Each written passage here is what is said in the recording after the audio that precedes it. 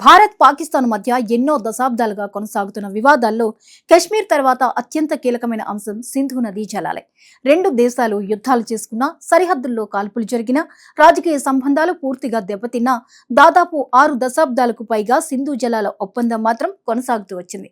ప్రపంచంలో అత్యంత విజయవంతమైన అంతర్జాతీయ జలాల ఒప్పందాల్లో ఒకటిగా దీన్ని భావించేవారు. అయితే ఇప్పుడు పరిస్థితి పూర్తిగా మారుతోంది.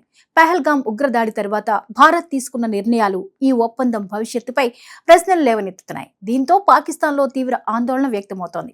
ఇటీవల పాకిస్తాన్ సైన్యం నిర్వహించిన 276వ కోర్ కమాండర్ల సమావేశంలో కూడా సింధు జలాల అంశమే ప్రధాన చర్చగా మారింది.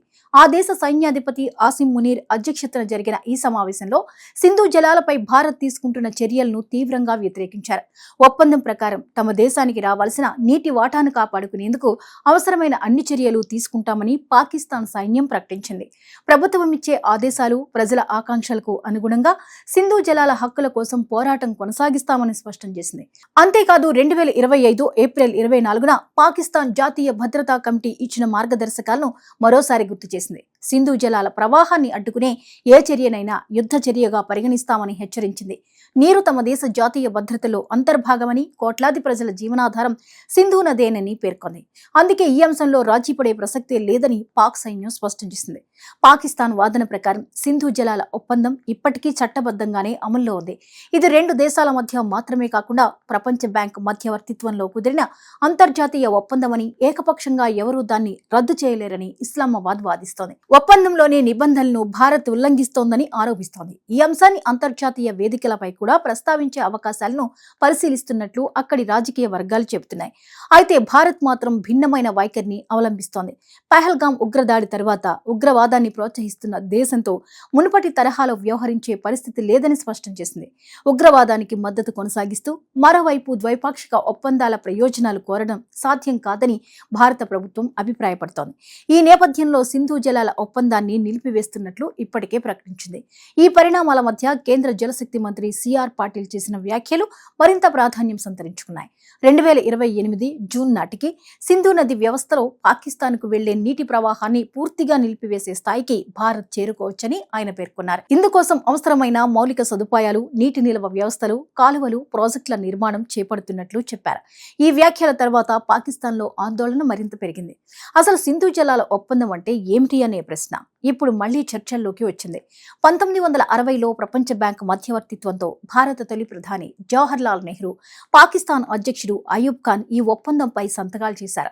ఈ ఒప్పందం ప్రకారం సింధు నదీ వ్యవస్థలోని 6 ప్రధాన నదులను రెండు దేశాల మధ్య విభజించారు. తూర్పు నదులైన రావి, బియాస్, సట్లెజ్ నదులపై పూర్తి హక్కులు భారత్కు లభించాయి. పశ్చిమ నదులైన సింధు, జీలం, చీనాబ్ నదుల జలాల వినియోగంపై ప్రధాన హక్కు పాకిస్తాన్కి ఇచ్చారు.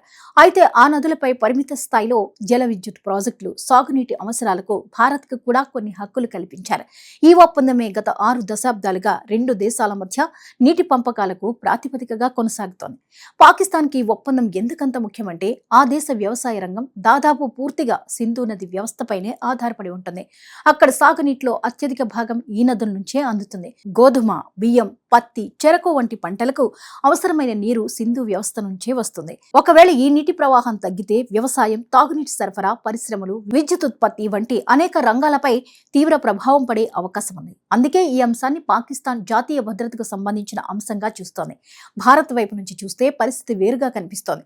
ఒప్పందం ప్రకారం తమకు ఉన్న హక్కులను కూడా ఇప్పటి వరకు పూర్తి స్థాయిలో వినియోగించుకోలేదని భారత వర్గాలు చెబుతున్నాయి. అనేక జల విద్యుత్ ప్రాజెక్టులు, నిల్వ ప్రాజెక్టులు, కాలువల నిర్మాణం పూర్తి చేస్తే భారత భూభాగంలోనే మరింత నీటిని వినియోగించుకునే అవకాశం ఉంటుందని అధికారులు పేర్కొంటున్నారు. ఈ నేపథ్యంలో నీటి అంశం ఇప్పుడు కేవలం జలవనరుల సమస్యగా కాకుండా వ్యూహాత్మక అంశంగా మారుతోంది. ఒకప్పుడు సరిహద్దుల్లో సైనిక బలగాలే రెండు దేశాల మధ్య ప్రధాన ఒత్తిడి సాధనంగా ఉండేవి. ఇప్పుడు నీరు కూడా వ్యూహాత్మక ఆయుధంగా మారుతుందా అనే చర్చ మొదలైంది. అయితే అంతర్జాతీయ న్యాయపరమైన అంశాలు, సాంకేతిక పరిమితులు, మౌలిక వస్తువుల నిర్మాణం వంటి అంశాలు కూడా ఇందులో కీలక పాత్ర పోషిస్తాయి. ఇదే సమయంలో పాకిస్తాన్ తన అంతర్గత భద్రతా పరిస్థితులపై కూడా ఆందోళన వ్యక్తం చేసింది. తాలిబాన్ నియంత్రణలో ఉన్న ఆఫ్ఘనిస్తాన్ భూభాగాన్ని ఉపయోగించుకుని ఉగ్రవాదులు పాకిస్తాన్లో దాడులు చేస్తున్నారని ఆ దేశ సైన్యం పేర్కొంది. ఉగ్రవాదాన్ని అరికట్టేందుకు తమ సాయుధ దళాలు నిరంతరం చర్యలు తీసుకుంటున్నాయని తెలిపింది. అలాగే కశ్మీర్ అంశంపై తమ వైఖరిలో ఎలాంటి మార్పు లేదని, కశ్మీరీలకు మద్దతు కొనసాగుతుందని కూడా పునరుద్ఘాటించింది. అయితే ప్రస్తుతం ప్రపంచ దృష్టి మొత్తం సింధు జలాలపైనే కేంద్రీకృతమైంది. భారత్ తీసుకుంటున్న చర్యలు ఎంతవరకు అమల్లోకి వస్తాయి? పాకిస్తాన్ అంతర్జాతీయ వేదికలపై ఎలాంటి పోరాటం చేస్తుంది? ప్రపంచ బ్యాంక్ పాత్ర ఏంటి? భవిష్యత్తులో ఈ ఒప్పందానికి కొత్త రూపం వస్తుందా, లేక రెండు దేశాల చర్చల ద్వారా కొత్త అవగాహనకు వస్తాయా అనే ప్రశ్నలు ముందుకొస్తున్నాయి. మొత్తానికి సింధు జలాల అంశం ఇక కేవలం నీటి పంపకాల వివాదం మాత్రమే కాదు. ఇది జాతీయ భద్రత, విదేశాంగ విధానం, వ్యవసాయం, ఇంధనం, వ్యూహాత్మక ప్రయోజనాలు, అంతర్జాతీయ చట్టాలు అన్నింటినీ ప్రభావితం చేసే అంశంగా మారింది. రాబోయే రోజుల్లో భారత్ పాకిస్తాన్ సంబంధాల్లో అత్యంత కీలకమైన అంశంగా సింధు జలాల వివాదం నిలిచే అవకాశాలు స్పష్టంగా కనిపిస్తున్నాయి.